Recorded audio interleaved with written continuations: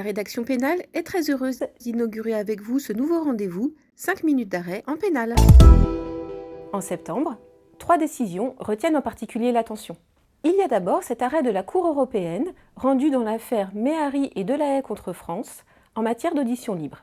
Le premier requérant était soupçonné de l'incendie d'un bus, car une bouteille portant ses empreintes avait été retrouvée à côté du bus incendié. Il fut convoqué par les gendarmes pour être entendu librement, mais ceux-ci oublièrent de lui signifier son droit au silence. Par ailleurs, il ne bénéficia pas de l'assistance d'un avocat. Dans un premier temps, il nia les faits, mais finit par reconnaître avoir, avec le deuxième requérant, incendié le bus alors qu'ils étaient sous l'emprise de l'alcool. Il fut placé en garde à vue, et cette fois, assisté d'un avocat, il garda le silence pendant toute la durée de la procédure. La Cour européenne conclut à une violation de l'article 6 de la Convention européenne des droits de l'homme. Pour elle, l'absence cumulée d'assistance par un avocat, de la notification du droit à garder le silence et de celle du droit de quitter les lieux à tout moment a contribué à l'auto-incrimination du requérant. Or, ces aveux ont eu une part déterminante dans l'issue du procès pénal et donc dans la condamnation des deux requérants pour destruction d'un bien à l'aide d'une substance dangereuse. Il y a eu, dès lors, violation du procès équitable.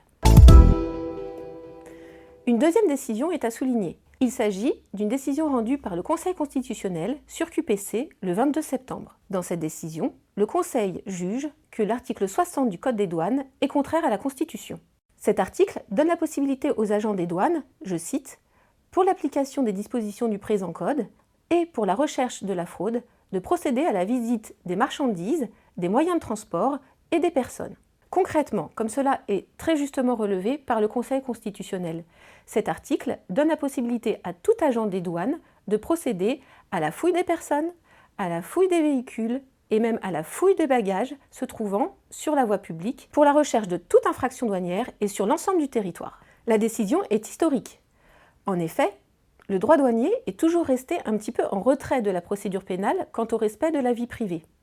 Par ailleurs, depuis les débuts de la QPC, donc depuis une dizaine d'années, la Cour de cassation a toujours refusé de transmettre au Conseil constitutionnel les décisions qui portaient sur ces dispositions du Code des douanes. Par ailleurs, depuis le début de la QPC, soit depuis à peu près une dizaine d'années, la Cour de cassation a toujours refusé de transmettre au Conseil constitutionnel les questions portant sur ces dispositions du Code des douanes. Ici, le Conseil constitutionnel juge que le législateur n'a pas assuré une conciliation équilibrée entre, d'une part, la recherche des auteurs d'infractions et, d'autre part, la liberté d'aller et de venir et le respect de la vie privée. La déclaration d'inconstitutionnalité est reportée au 1er septembre 2023. Cela ne va pas sans poser d'épineuses questions relatives à son application dans le temps. Affaire à suivre.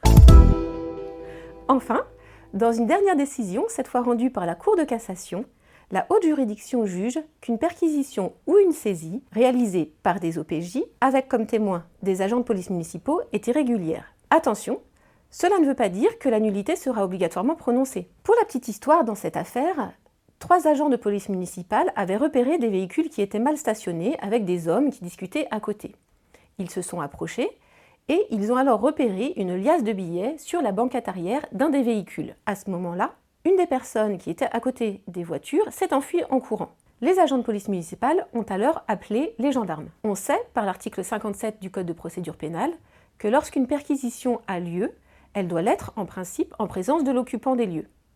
Si ça n'est pas possible, les policiers doivent requérir 2 témoins qui ne peuvent être sous leur autorité administrative. Les gendarmes ont alors requis 2 des agents de police municipale pour servir de témoins à la fouille du véhicule et à la saisie de la liasse de billets. Mais la chambre criminelle ne l'entend pas de cette oreille.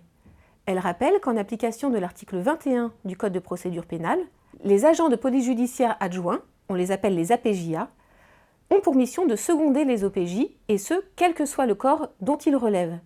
En l'espèce, les agents de police municipale relevaient donc bien de l'autorité administrative des OPJ et ils ne pouvaient pas être requis pour servir de témoins.